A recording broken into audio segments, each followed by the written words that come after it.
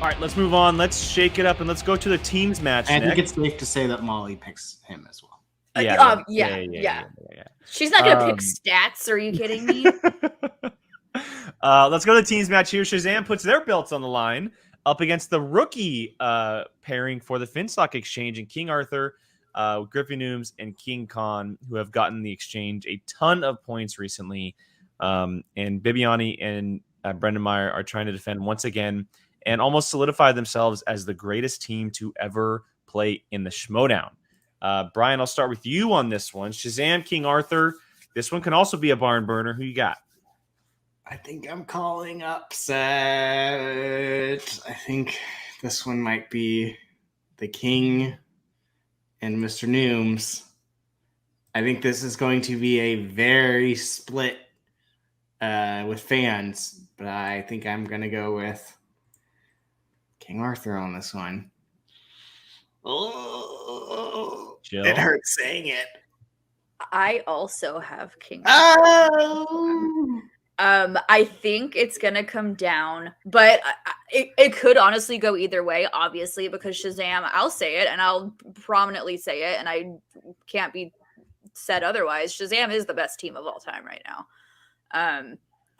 And obviously they have the belt for the reason. They can obviously win again, but Khan and Nooms are freaking scary. You know, I think it's going to come down to round one. I think whoever is on top in round one is going to win the match. Jake, you should do a Twitter thread right now of voting after we do and see who how it leads at the end of the show. I'll post it in while we're talking about the next one. Jill, you're not wrong. I never even thought about that that the first round could actually be the deciding factor in this. Mm-hmm. You know, Bibbs is Bibbs. Griffey Nooms has been Griffey Nooms, but we saw them when they played each other that they weren't their typical selves.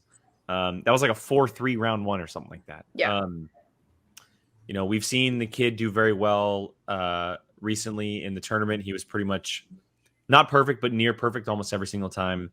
Khan has struggled at times, but and I think King Arthur at this point is probably the toughest test they have faced recently, because Khan and Griffey, their stuff is so different from each other. They balance each other out so well, which is exactly what Shazam has been doing for years.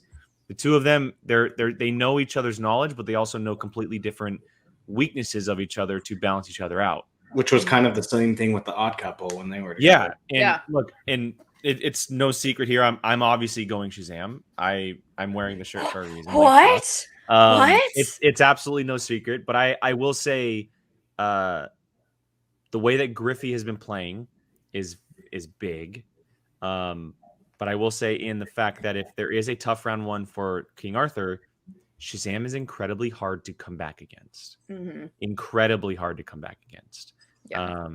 We saw what happened with Lightning Time and how that match just flipped on its head in a heartbeat. Yeah. You let them get out in front, it could be a different story. Now, Corruption came back on them, but that's because Chance dominated the buzzer round.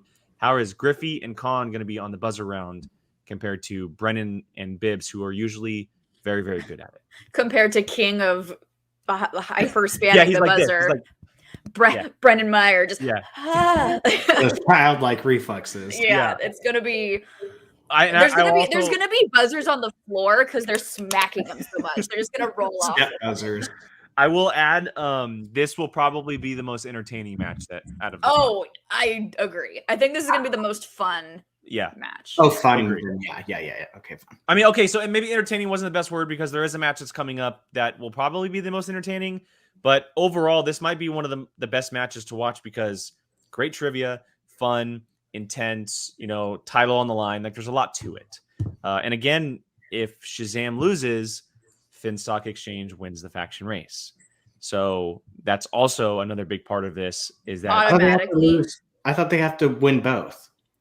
I'm pretty sure they have to depends on Corruption.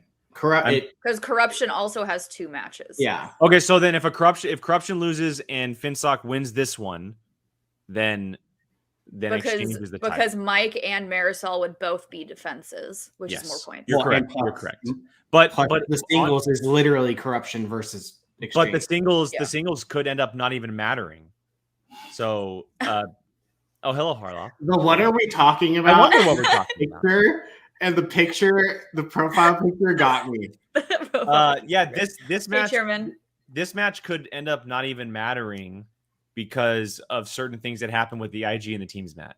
The singles match could end up not even mattering, depending on what happens with the IG and singles match. All depends on the order too. But that so too. I'm going against both of them. But if Mike wins and King Arthur wins, that means that the faction race comes down to the final match of the season. Yeah, Marisol would have to defend. That would be crazy. I hope that happens. I really hope it happens where we don't. Oh, so you do want Parker to lose?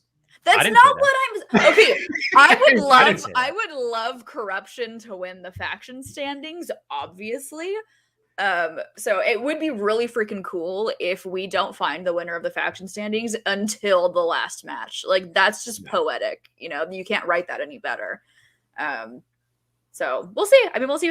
We've seen spectaculars where every match is a TKO. You know, so we don't know what's best type of championships are when they are decided at the last hurrah. It's like game 7 of the World Series. Like that's what you're. Yeah. Basically. It's the final game of the final series of the sports season. Like, that's what you want it to be for. Yeah. This is why you made the faction race, for this exact reason. It's the complete opposite of last year, right? Where it was decided in the very first match. Yeah. So, and again, it all depends on how it plays out leading up to it.